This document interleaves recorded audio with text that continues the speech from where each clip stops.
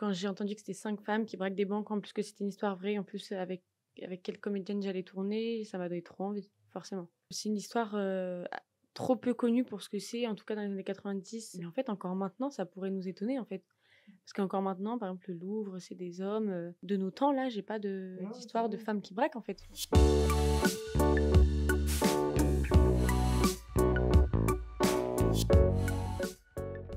En percevant trop d'allocations, vous avez contracté une dette. Vous devez rembourser.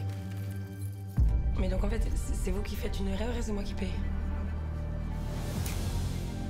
Non, on braque le crédit agricole. Qu'est-ce que tu racontes là? J'ai bien étudié le truc. En 2 minutes, c'est plié. C'est vraiment un groupe, même si c'est vrai que le rôle que j'incarne, Cathy, c'est un peu le cerveau de tout le plan. Mais en réalité, c'est vraiment 5 rôles qu'on va traiter à la même hauteur et avec le même amour dans le film et qu'on va suivre vraiment chacune dans son parcours.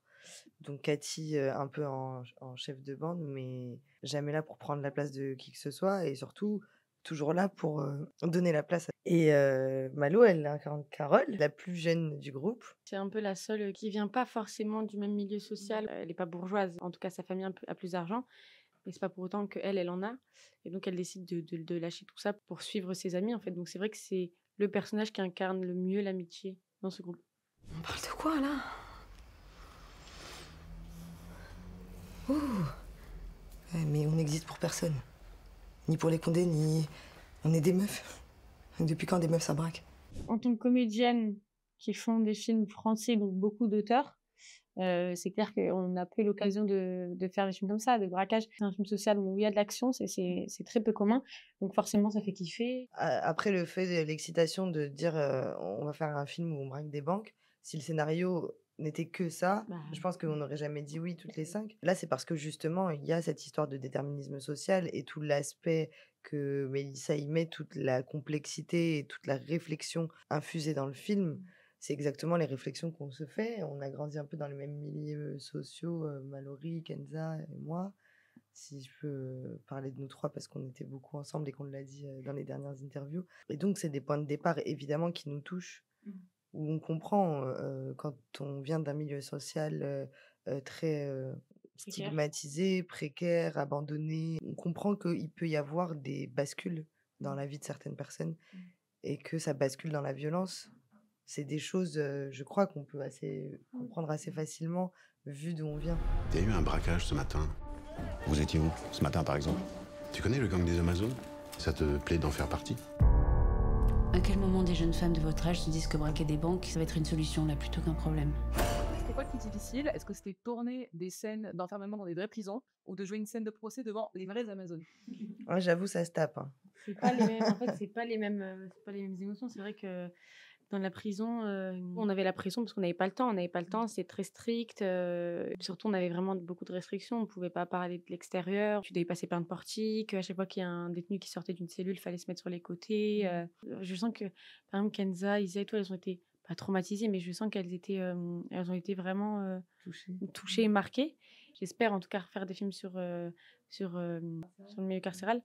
Parce que moi, j'ai kiffé voir ce que c'est pour de vrai, en fait, être vraiment à l'intérieur et voir comment ça se passe. Puis en plus, on aurait pu être dans des prisons, avec des bâtiments un peu, abandonnés, désaffectés ou qui servent plus. Là, on était vraiment dans une prison, active et donc on a croisé beaucoup de détenus et beaucoup de personnel pénitentiaire et on a parlé aussi avec beaucoup de c'était compliqué de pas pouvoir parler aux détenus honnêtement, il y a un truc qui déshumanise, les gens qui sont autour de toi. Moi, ça m'a fait un peu mal aussi de se dire qu'il y a des humains derrière des portes ou qui passent devant nous et qu'on les regarde un peu comme des pestiférés alors qu'on ne sait pas ce qui se serait passé si c'était nous. Donc il y avait quand même, moi j'ai trouvé très dur d'être face à ça et d'être impuissante face à ça. Ouais. Mais pour le rôle et le film, c'était hyper, hyper intéressant et C'est ce très qu'il fallait, en fait, enrichissant. ouais. Et puis des Amazones, après, vous avez du coup rencontré. En tout cas, elles sont arrivées, on les a rencontrées au moment de tourner le procès. Et après, elles sont restées sur le tournage plus longtemps. Je suis rentrée avec Cathy et Hélène dans le tribunal dans lequel elles se sont vraiment faites juger. Et elles y étaient évidemment pas retournées depuis. Et donc, on est revenus sur ces traces-là, ensemble, main dans la main. On a monté ces marches ensemble. C'était très émouvant, on était en pleurs. Moi, oui, il y avait un peu peut-être une pression, mais une bonne pression dans le sens, faut pas la décevoir, faut être au top, faut qu'elle soit contente et qu'on reparte de là toute fière. Et aussi le fait de pouvoir lui poser des questions et tout. Moi, je trouve que pour le procès, c'était hyper intéressant. Parce qu'en plus, elle se rappelle de tout. Moi, j'avais besoin de savoir si elle pleurait, si elle pleurait pas, si elle regardait dans les yeux le juge ou pas, si elle, enfin, il y avait plein de petits détails comme ça ça m'a aidé parce que Cathy était là. Et puis c'était aussi pas mal de vraies plaidoiries. Et donc en fait, elles sont là dans le public et c'est comme ça qu'elles se faisaient juger une deuxième fois. Et donc c'est hyper riche en émotions. En fait, puis je les vois pleurer. Puis tu rentres avec les menottes, t'enlèves les menottes. En fait, tu dis, il y a quelques années, c'était elles et c'était pour de vrai.